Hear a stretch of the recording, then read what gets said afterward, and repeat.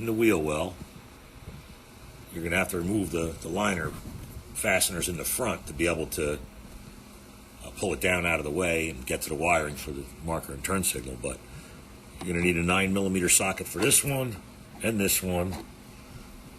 There's a push pin down here. There's a push pin right here. And then if you look at the edge, there's a rivet.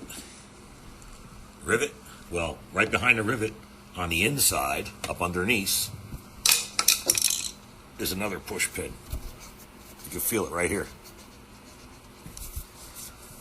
And then you're able to actually just bend it down out of the way and access the wiring.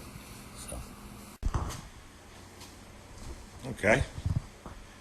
These three harnesses all have to fit under that hood and front end somewhere. Now the one in the center is going to get a little smaller because there's a 20 or 22 foot piece that's supposed to go to the trailer plug in the back. But of course, Jeep usually doesn't have a 7-way trailer plug in the back. Not usually. Anyway, we have 23025 to power and ground. 23059. I guess they call it a deluxe harness now because this will work with the V-Plow as well. The V3, I should add, which is a standard operating system. And then we have the headlight harness, the marker and turn harness, 23061 that I use on all the installs rather than go to the trailer plug in the back. But again, how are you supposed to run anything under this hood without it looking cheesy? I mean, of course you can just shove it anywhere, but that's not how I operate. I mean, you're running some auxiliary light wiring or a winch wiring. There's no neat way to run it. I'm going to see what I can do because it's got to be neater. It's not leaving.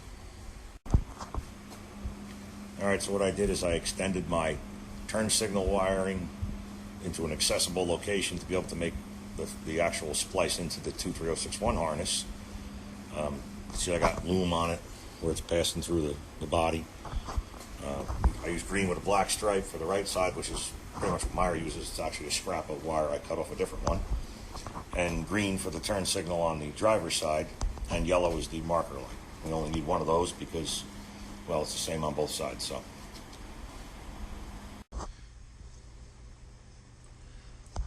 okay, so you see, I'm looking at a schematic for the JL, and the left front turn lamp driver's white with the green stripe. The right front turn lamp driver is supposed to be white and beige. Nope. White with a green stripe, just like the left. Here's what I cut off the power and ground harness. And it's about 4 feet, give or take just a couple inches. You can see the ground wire's long on the scrap, and I cut the power off right about here.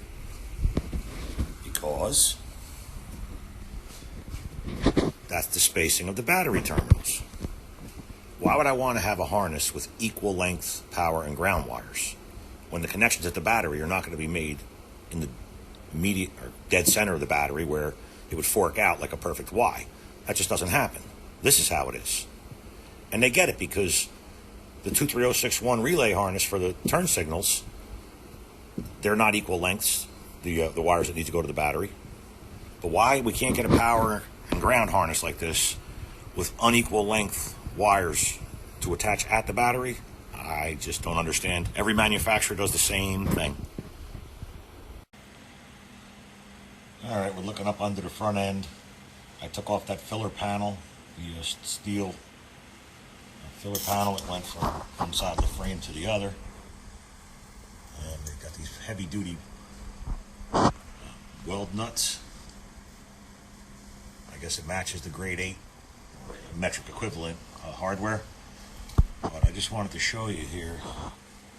Look at all the holes on these side pieces.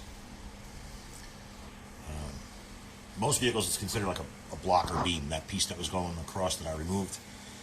It's always been called like a blocker beam. It stops something from getting jammed into another vehicle usually, or a pole, I guess, from getting jammed into the center of the vehicle, although we've all seen that happen anyway. But anyway, I guess if you're going to put a winch or something in here, you got all these various mounting points on the inside of the frame. There was only the 2 holes on the outside that we utilized, but there's plenty on the inside.